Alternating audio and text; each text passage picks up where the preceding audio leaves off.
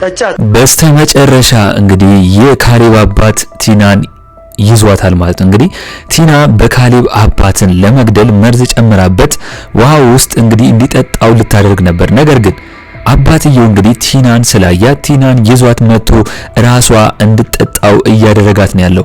እንግዲህ ቲና አሁን ላይ ደንግጣለች። ምክንያቱም አባትየው አይቷት ይህንን ነገር ራሷ እንድትጠጣ ሲያደርጋት በጣም ነው የደነገጠችው። ምክንያቱም የጨመረችበት መርዝ ስለሆነ ያን መርዝ ደግሞ ስለሚገድል እሷ ከጠጣችው ልትሞት ስለምትችል እንግዲህ በራሷ እንግዲህ ቲና በቆፈረችው ጉድጓድ ራሷ ልትሞትበት ነው ማለት ነው።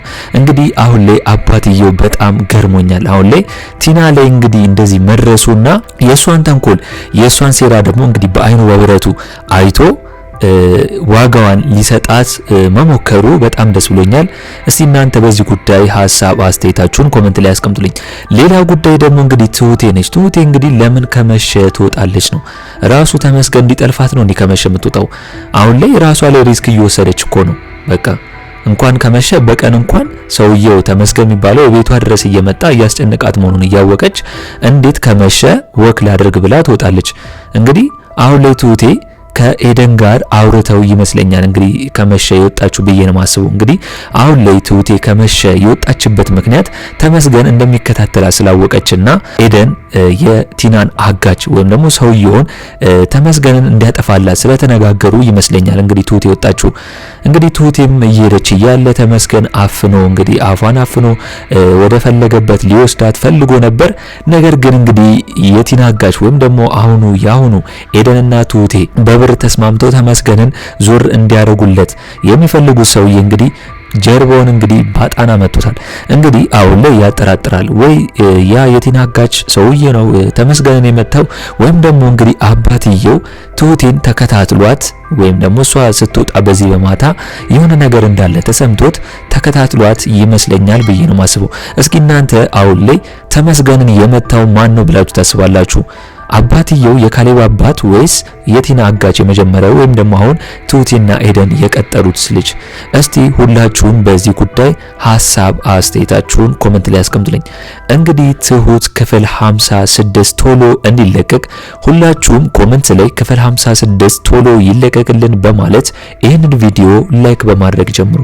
እንግዲህ እንዳየነው ከሆነ ተመስገን እዛ ቤት እንግዲህ ጠበቃ መስሎ ገብቷል ማለት ነው። እንግዲህ አሁን ላይ ተመስገን እዛ ቤት የገባው ቲና እንደነገረችው ካሌብ ከትሁቴ ጋር ይጋባሉ የሚል ወሬ ስለሰማ ነው።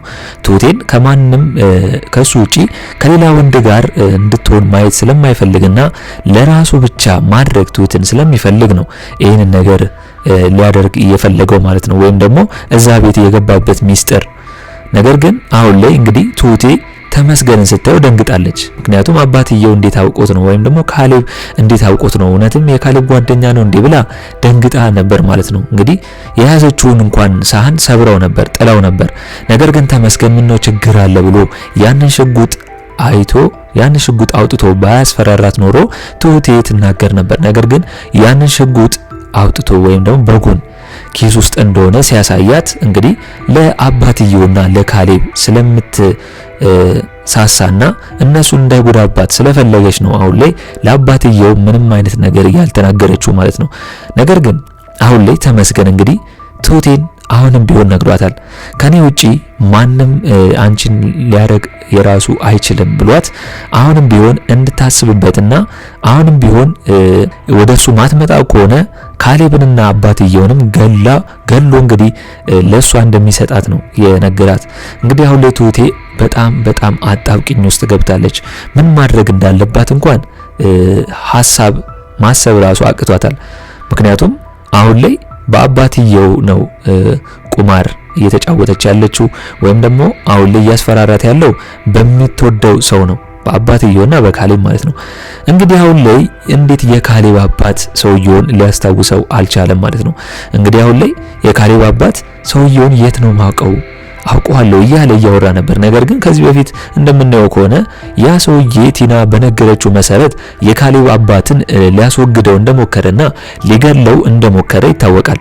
ስለዚህ እንዴት አባትየው ሰውየውን አላወቀውም ወይም ደግሞ ሊያስታውሰው አልቻለም? እውነት ስላረጀ ነው ወይስ ደግሞ ረስቶት ነው? እስቲ በዚህ ጉዳይ ሁላችሁም ሐሳብ አስተያየታችሁን ኮሜንት ላይ አስቀምጡልኝ። ሌላ ጉዳይ ደግሞ እንግዲህ አሁን ላይ የቲና አጋች የመጀመሪያው አሁን ላይ ተመስገንን የሚያስወግደው ወይም ደግሞ መግደል የሚፈልገው ለራሱ ሲል ነው። እንግዲህ ትሁቴና ኤደን እንግዲህ በዚህ ሐሳብ ተስማምተው ምክንያቱም ተመስገንን ከነሱ ዞር ለማድረግ የሆነ ውሳኔ መወሰን ስላለባቸው ኤደን እንግዲህ ወደሱ ሰውዬ አምርታታለች እሷን። ስለዚህ ያ ሰውዬ ደግሞ ድሮንም ቢሆን ተመስገንን ይፈልገው ነበር። ተመስገን ከዚህ በፊት ለቲና ብሎ ያን ሰውዬ እንደደበደበው ይታወቃል። ስለዚህ አሁንም ቢሆን ያን ሰውዬ ለራሱ ሲል ተመስገንን እንግዲህ ሊያስወግደው እንደሚፈልግና በተጨማሪ ደግሞ ገንዘብ ስለሚያስፈልገው ያንን ገንዘብ ይዞ ሄዷል ማለት ነው፣ ግማሹን። ከዛ ሰውየው ደግሞ የሆነ ነገር ከሆነ በኋላ ደግሞ ግማሹን ኤደን ልትሰጠው ተስማምተዋል ማለት ነው። ስለዚህ አሁን ላይ ተመስገንን በገንዘብ ትሁቴና ኤደን ዞር እንዲላቸው እያደረጉ ነው። እንግዲህ አሁን ላይ ያ ሰውዬ ወይም ደግሞ እነ ኤደን የቀጠረችው አጋቹ ቲናን ተከታትሎ ቲና የወሰደችው ቤት ወይም ደግሞ ተመስገንን ያለበትን ቦታ ጠቁመዋለች ማለት ነው። እንግዲህ ቲና አሁን ላይ ምንድነው ያደረገችው? ተመስገን ጋር ሄዳ ከዚህ በኋላ ለምንድነው አብረን ማንሰራው? አሁን ላይ ይህንን ነገር ስታገኝ ወይም ደግሞ እኔ መጀመሪያ እዛ ቤት ባላስገባ ኖሮ እንዴት ትገባ ነበር እያለች ቲና እንግዲህ ተመስገንን ብትነግረው ተመስገን አሁን ላይ ደግሞ የቲና እገዛ እንደማይፈልግና አሁንም ቢሆን ቲና ልታዘው እንደማትችል ነው እየነገራት ያለው። አሁን ለቲና ባዷን አስቀርቷታል። ቲና እንግዲህ ተመስገን አለልኝ አሁን ላይ ተመስገን ስላለ ትሁቴንም እያስፈራራ ወይ አባትየውንም ሊገልልኝ ይችላል ብላ ነበር ተስፋ የኖራት። ነገር ግን አሁን ላይ ቲና ብቻዋን ቀርታለች። ተመስገንም ከዚህ በኋላ ቲናን መቼም ቢሆን እንደማይፈልጋትና በራሱ መንገድ እንግዲህ ትሁቴን እያጣራና እዛ ቤት ያለውንም ነገር ከዚህ በኋላ የካሌብ ጓደኛ ስለሆነ እየተመላለሰ ሊያጣራ እንደሚችል ነው የነገራት። ስለዚህ ተመስገን ቲናን እንግዲህ ወደዛ ጥሏታል ማለት ነው። ከዚህ በኋላ እንግዲህ ተመልሶ ከሷ ጋር ይሰራሉ ብዬ አላስብም። ሁሉም ነገር እንግዲህ እዛ ቤት እስከሚገባ ድረስ ሁሉም ነገር አጥንቶ አሁን ላይ እዛ ቤት ሊገባ ችሏል።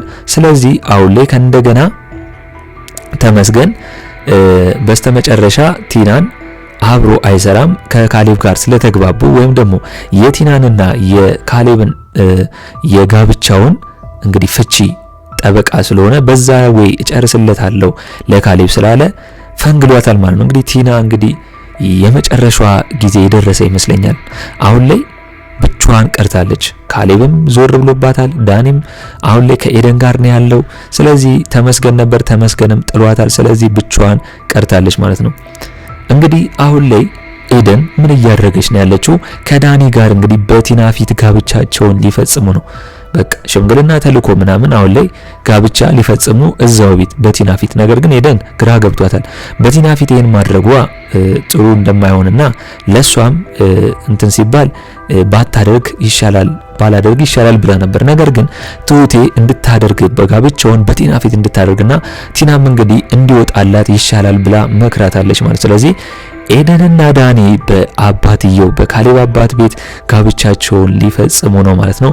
እንግዲህ በዚህ አጋጣሚ እንግዲህ ሁላችሁም ተመልካቾቼ በኤደንና በዳኒ ሰርግ ላይ ሁላችሁም ተጠርታችኋል ብዬ አስባለሁ። እስኪ አሁን ላይ በዳኒና በኤደን የተደሰታችሁ ሁላችሁም እስኪ በኮሜንት ሐሳብ አስተያየታችሁን ማስቀመጣችሁን እንዳረሱ እንኳን ደስ አላችሁ በማለት ደግሞ ይህንን ቪዲዮ እንግዲህ ላይክ እያደረጋችሁ እንግዲህ ሌላ ጉዳይ አሁን ላይ ትሁቴና አባትየው ቲና ላይ ተጫውተውባታል። እንግዲህ አሁን ላይ ትሁቴ ለቲና ምንድነው ያለቻት? ካሌብ በራሱ በኩል እንግዲህ ፍቹን ሊፈጽም እንደሆነና ቲና በሌለችበት ፍቹን ሊያደርግ እንደሆነ ነው እየነገረቻት። እንግዲህ ቲና አሁን ላይ ከካሌብ ጋር ተነጋግረዋል በፍቹ ጉዳይ። ምክንያቱም ቤቱንና ድርጅቱን በስሜ ካደረክ ነው መፈታ ብላ ገንዘብና ጥቅም አስበልጣለች። ስለዚህ ካሌብ ደግሞ አሁን ላይ ጠፋ ብሏል። ነገር ግን ቲና ካሌብ መጥፋት አሳስቧታል። ምክንያቱም የሆነ ነገር እያደረገ ወይም ደግሞ እየጠነሰሰ ነው ብላ ስለምታስብ ትሁቴም የካሌብን መጥፋት አስመልክቶ ቲና እንድትናደድና እንግዲህ በራሷም እንግዲህ ሲደርስ ምን ያህል ከባድ እንደሆነ እንድታይ ነግሯታል። ምንድነው የነገራት? ቲና ካሌብ እንግዲህ የቲናን የጋብቻ ወረቀት ወይም ደግሞ ፍቹን ሊጨርስ እንደሄደ ነው የተናገረችው። ቲና በንዴት አባትየው ጋር በመሄድ እንግዲህ እንዴት ካሌብ ፍቹን ሊያደርግ ይችላል? እኔ መቼም ቢሆን አልፈተውም እያለችው ነው የምትገኘው። አባትየውም እንግዲህ የቱቴን ነገር ከሰማ ወይም ደግሞ ቱቴ እንደነገረቻት ካወቀ በኋላ እንዴት ሚስጥር ትናገራለች ብሎ እንግዲህ ከቱቴ ጋር ቲና ላይ ነው የቀለዱባት ማለት ነው። እንግዲህ አባትየው አዎ ካሌብ እንግዲህ ፍቹን ሊያደርግ ነው የሄደው እያለ ቲና ላይ እንግዲህ እየተጫወተባት ነው። ነገር ግን እንዴት ነው ባልና ሚስት ሳይስማሙ አንድ ላይ መኖር የሚችሉት ብዬ ነው ማስበው። እንደገና ቤቱም ድርጅቱም የቤተሰቡ ወይም ደግሞ የአባቱ እስከሆነ ድረስ እንዴት ቲና ቤቱና ድርጅቱን ልትፈልግ ቻለች? ካሌብ እንዴት በአጭር ጊዜ ውስጥ ቲናን በቀላሉ መንገድ እንዴት ሊፈታት አልቻለም ነው እኔ ማስበው።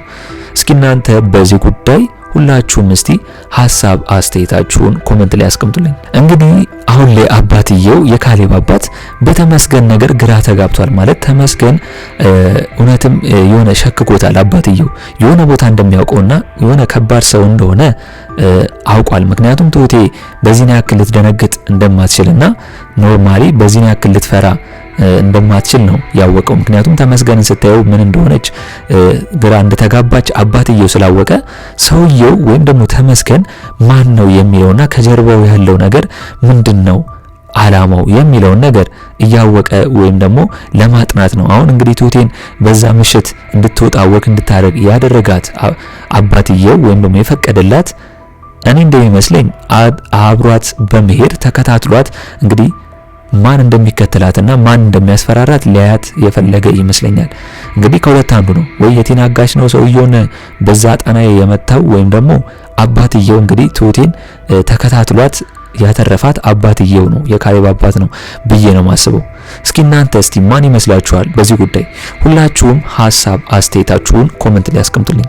እንግዲህ ቲና አሁን ላይ ብቻዋን እንደቀረችና ምን ማድረግ እንዳለባት ግራ በመጋባት ነው አባትየውን በስተመጨረሻ ለመግደል ያሰበችው ወይም ደግሞ መርዙን እንግዲህ ውሃ በሚጠጣበት ውስጥ ወይም ደግሞ ትሁቴ ባቀረበችለት ውሃ ውስጥ የከተተችበት ማለት ነው። እንግዲህ አባትየው ከዚህ በፊት እንደምናየው ከሆነ ካሜራ እዛ ቤት ውስጥ እንዳስገባና አሁን ላይ ማን መጥፎ ስራ እንደሚሰራ ለማየት ፈልጎ እንደነበር ይታወቃልና የካሜራውን ነገር ረሱት እንዴ? ካሜራውን መች ነው አውጥቶ ያ ሰውዬ ትሁቴን እንደሚያስፈራራትና ሊገላት ወይም ደግሞ እዛ ቤትም ያኔ ቲናን ከትሎ ሊገላት እንደነበር የመጣው ማን ነው የሚለውን ነው ማወቅ ያለበት። ስለዚህ ካሜራው አሁንም ቢሆን የካሜራውን ጉዳይ እንደገና መታየት እንዳለበትና ካሜራውም ተደብቆ ቢሆን አባትየው ባየው የቲናን ክፋትና ተንኮል በዛው ሊረዳ ይችላል ብዬ ነው ማስበው። እንግዲህ አሁን ላይ የካሌብ አባት ቲናን በምን ጊዜ አይቷት ነው እንግዲህ ያንን መርዝ ከተተችበትን ውሃ ራሷ እንድትጠጣው እያደረገ ያለው? እንግዲህ አባትየው ይህንን ባያት ኖሮ እንደዚህ ቲናን ሊናገራት አይችልም ነበር። አሁን ላይ ቲና አባትየው አያኝም ብላ ነው ያንን መርዝ ጨምራ አባትየው እንዲጠጣና እንዲሞት ልታደርግ የነበረው። ነገር ግን ቲና ደግሞ ያላወቀችው ነገር የካሌብ አባት እንግዲህ ቲናን እንደማያምናትና እሷን ደግሞ እንግዲህ ሊከታተላት እንደፈለገ አላወቀችም። ነገር ግን አባትየው እንደምንም ብሎ ጉድ ሰርቷታል። ቀስ ብሎ ነው የተከታተላትና ያያት ማለት ነው። ስለዚህ ዞሮ አባትየው ደርሶባታል ማለት ነው። እንግዲህ አሁን ላይ ቲና ትጠጣዋለች አትጠጣው የሚለውን ከባድ ነው። ምክንያቱም አባትየው በዚህ ልክ የሚያስጨንቃት አይመስለኝም። ነገር ግን ያደረገችው ነገር ከባድ እንደሆነና ራሷ ላይ ያ ነገር ቢሆን ግን በጣም መጥፎ ነገር እንደሆነና ሊገድልም እንደሚችል በራሷ ላይ ሲደርስባት ምን ያህል ከባድ እንደሆነ ሊያስተምራት ይችላል ብዬ ነው ማስበው። እንግዲህ ቲናም አበቃላት የኑላ እያደረገች እንኳን አባትየው ግን እየታገሳት ነው። ነገር ግን አሁን ላይ ጠበቃ መስሎ የገባው ተመስገን አባትየውን ከዚህ በፊት ሊገድል እንደነበረ አባትየው ቀስ ብሎ ማስታወስ አለበት ብዬ ነው ማስበው። እናንተም እስቲ በትሁት በዛሬው ኤፒሶድ ያላችሁን እስቲ ገንቢ አስተያየቶች ኮሜንት ላይ ማስቀመጣችሁን እንዳረሱ። በኔ በኩል እንግዲህ የዛሬው አስተያየቴ እንን ይመስል ነበር። በቀጣይ ክፍል እስከምንገናኝ ድረስ መልካም ቆይታ ይሁንላችሁ። ቻው ቻው።